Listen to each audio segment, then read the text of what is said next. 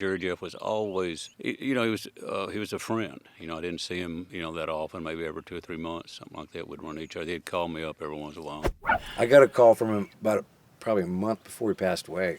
We were talking about getting together and listening to songs and going for a walk or something. And then about a week before he passed away, he texted me and said, "Hey, we had some good times together." Yeah, it was a hard one. He and Billy Joe, man, I'm just, having those two guys that I've known for so long, The songwriter, Ray Wylie, this is Billy Joe. Billy Joe goes, "I just took some LSD about 2 hours ago, and I need about a half-inch more." Which the thing about Jerry Jeff was, man, he was a great songwriter, but he was very gracious by putting, my song on his record, but then Gary Dunn and Guy Clark and kind of, yeah. He could have put a whole album with just him, but the song was important no matter who wrote it to him. Does that make sense? Absolutely, because Jaded Lover was not written by him. That's one of my favorite. Oh yeah. Even though a lot of his songs are my favorite that he wrote, obviously. Yeah, Trashy Women, all the other. Chris Wall. Yeah. I mean, he brought Chris Wall down from Montana Jackson Hole or somewhere like that. Yeah, yeah.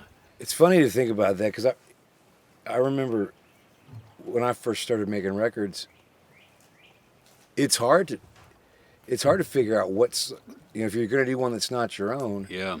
You want it to be something that makes sense and sticks and stands out. Of course. And he made a career out of doing that. Yeah, and like I say, he was still writing up to the very end, man. He was still, writing songs, and I was just. Did you guys ever become tight friends, or was it always arm's length kind of cool stuff? Well, I would say he was my friend. We didn't hang out, monthly or anything, but like, right after high school, we went to Red River, New Mexico. Rick Feller and Wayne Kidd, a little folk group, and then later on we opened a little club up there, and people would travel through on the way, and Jerry Jeff came into town, and everybody was real excited. Jerry Jeff, he wrote Bojangles. He's a big star. This is going to be so good for the town. So Mr. Bojangles, songwriters in Red River, New Mexico. Oh, this is really exciting. Then about 2 or 3 days later, they were coming up to me like, when do you think he's going to leave? But did we just get a new resident town drunk? Yeah, when do you think a friend's going to leave? But Jerry Jeff was always so gracious and fun. Like when the Gonzo band left Jerry Jeff and became my band for a while. Back in, was that before they went with Murphy? It was somewhere in the 80s. They, left Jerry Jeff and became my band, which, looking back, it's kind of like they just wanted a different seat on the Titanic. Yeah, let's say going from the Titanic to... Oh, it's bad over here. Well, let's go with Led Ray. Zeppelin. Whoa, iceberg. Because that's, back, and so, so the Gonzos, they were my band for a while and everything. And what was the question? It wasn't that. Wasn't that, was it? Well, that's funny because Jerry Jeff had that happen a couple times, didn't they? Mm-hmm. Didn't they? So they left him to go with you. Yeah, and then some of them came back, and the Gonzo survivors and everything. And but no, to answer your question, Jerry Jeff was always, he was a friend. I didn't see him, that often, maybe every 2 or 3 months, something like that. We'd run each other. He'd call me up every once in a while. I got a call from him probably a month before he passed away, and he couldn't talk. Yeah. But man, he had texted and I called him. Yeah. And he got on the phone doing his best, and I was like, "What are you saying?" He goes, "Just text me." And it was really, it was an interesting moment for me because we were talking about getting together and listening to songs and going for a walk or something.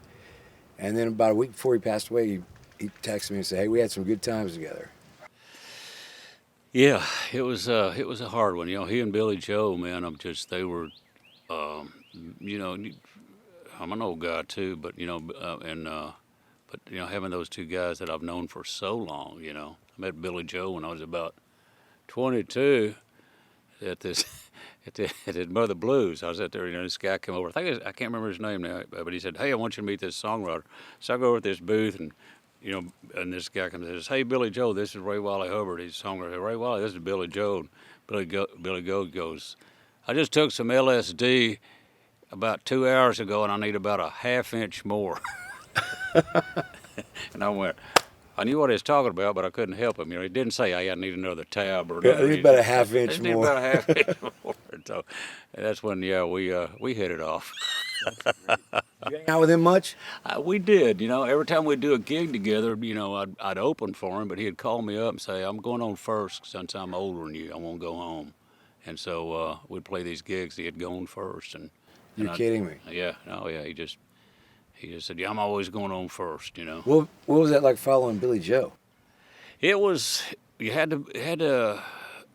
it was fun in a way because Billy Joe was just, you know, he was incredible. But then you come out and, like you say, you gotta prove it. You know, you gotta do that Springsteen thing. You gotta prove it all night. So we'd come out and play, and you had to be, you know, ready, you know, and to do it. But it was fun. You know, he was always just, you know, his crowd, my crowd were just, you know, about the same. Yeah. So it was fun.